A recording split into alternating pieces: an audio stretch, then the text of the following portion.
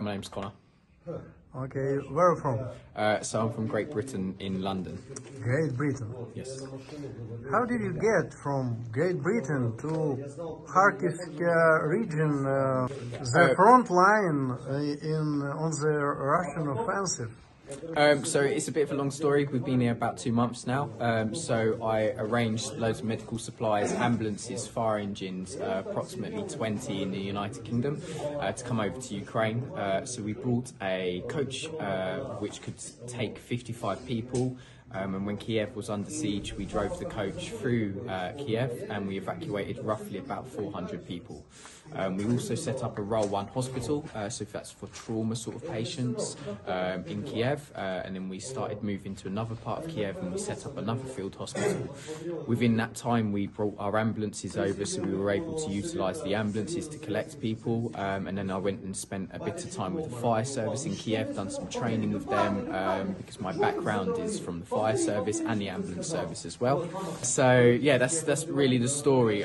Within that time we've done training with the regular armed forces and also the local defence forces. So we've trained about 700 people in the use of tourniquets, blast dressings, and chest seals and bits and pieces like that, and many other bits and training.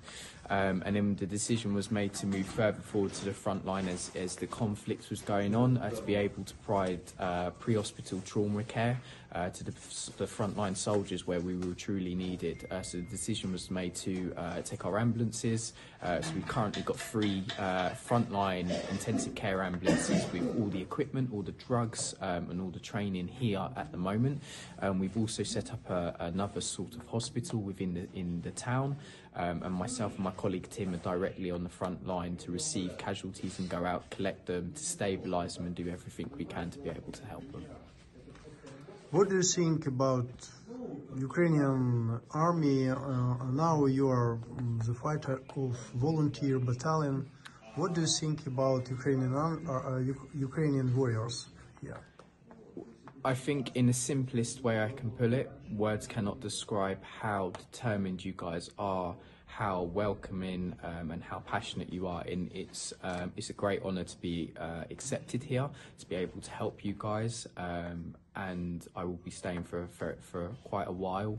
And I truly think we've made friends for life here, and a lot of the people here have said that as well. Words cannot describe. Determined is not the word. Russians should be afraid. What do you think about Russian troops? So myself and my colleague went to Bucha for a period of time, and the things that we've seen, words cannot describe. Yeah, words can't describe what we've seen. It was barbaric. And things they're actually doing here, it is barbaric as well, and that's the main reason why I'm going to stay and use my training and my expertise with my colleagues to be able to help you guys, because I think everyone needs the support right now and it's very important. What do you want to achieve in this war? Me personally, I think I've achieved everything I possibly can at this point in time, which is to be able to set up some field hospitals, to be able to help and save lives, whether that's soldiers or the community, children and stuff like that, and women and adults and the elderly, to provide training, to be able to try, whilst they're waiting for the arrival of the paramedics and the medics, to be able to try and stabilise that. And how many lives did you save here? So within the last month, we've personally seen here quite a few patients.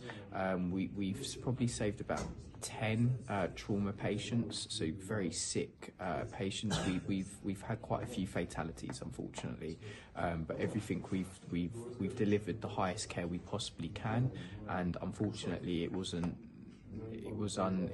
able to save these people, but we're doing a lot of primary health care, so basically coughs, colds, just general medical problems.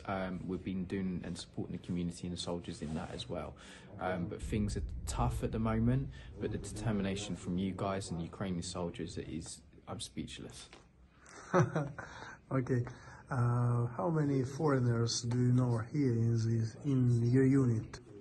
If I'm honest, there is only, to my knowledge, there is only 3 British people, which is one myself, being a medic, Tim, an infantry medic, so he was former British Army, and then we have a colleague that's staff in our hospital we've set up, Ben, who worked as a healthcare assistant in the hospitals in the United Kingdom. Thank you very much. It's not a problem at all. Thank you.